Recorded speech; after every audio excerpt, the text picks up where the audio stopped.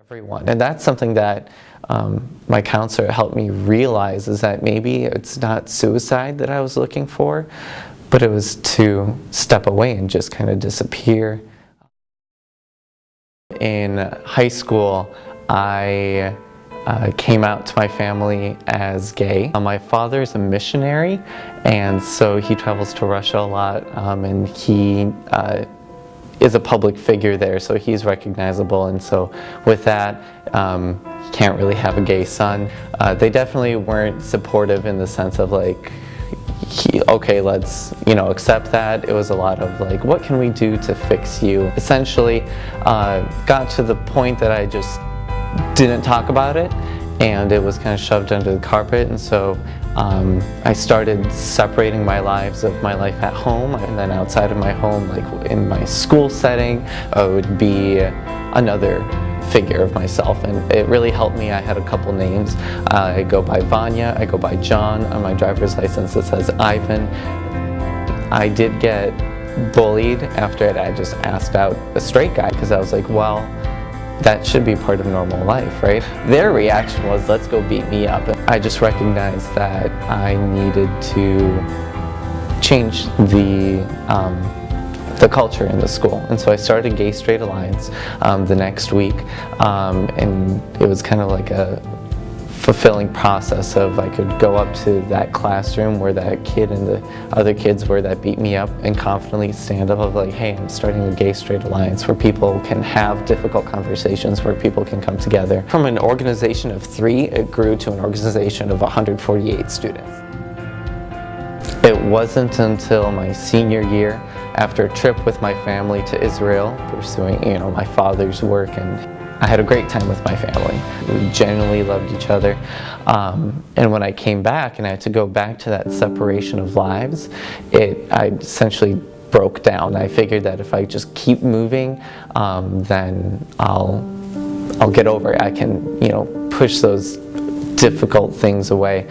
And I remember one night I did drive down to the airport and watched planes and watched a movie about a gay kid who killed himself and kind of what his family went through. So all of that kind of got me into suicidal ideation, and I called my friend and kind of told her what was going on, and she made me promise her that I will seek help and that I won't do anything tonight.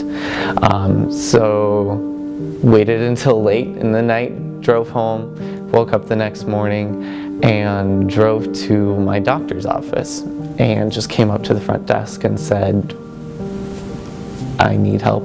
And so saw their psychiatrist. I was thankfully 18, so I was able to get financial help so I could pay for those things without my parents knowing, without insurance. Got medication, took it, again, hiding it from my folks. Went every week. First it was 3 times a week, and then it was kind of every week because we didn't know how severe I was. And then I wanted to start flying planes with UND, and I couldn't get my medical because I was under medication, and the FAA didn't really know what to do. And then in the end, they came to the conclusion of, you can have your medical, you can fly planes, but you need to see someone every 2 weeks. So I go to the counseling center. For those that feel that they are depressed, for those that know that they're going through some hard times, they need to go to someone that recognizes it. Going to a friend who's not going to be supportive, unfortunately, is going to get you more depressed because you're not going to get that support. Hopefully you have those friends that will listen, that will try, but without them knowing what you're going through, or without them being professionals, they might not be able to be the best resource for you. They are there to be your friend and to support you, and they are the ones that are going to say, hey, I might not be the best one to go to. I hear you, I am trying to understand, but let's go together. to get you some help. Let's go to the counseling center together. That's exactly what my friend did with me. In the aviation program, we're taught that we have like dangerous attitudes, whether you're being macho and you think that like you're better than everyone else, or impulsivity or invulnerability, that like, hey, I might have depression, but it's not going to affect me. Like, that's not me. I'm going to be good. Those are those hazardous attitudes. Am I invulnerable, or am I being too macho right now?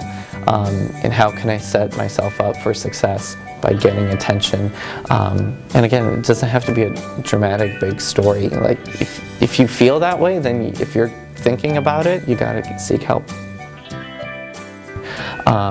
We got past the point of my high school life and my relationship with my family, so I'm at the point now that I can go back to my family and have loving conversations and talk to each other. Genuinely be myself. I don't need to separate those lives anymore. I can just be called different names like Vanya and John, but the person's going to be the same. Overall, this experience, I'm glad I had it. I'm glad I got help. My name is Vanya, and I have no shame.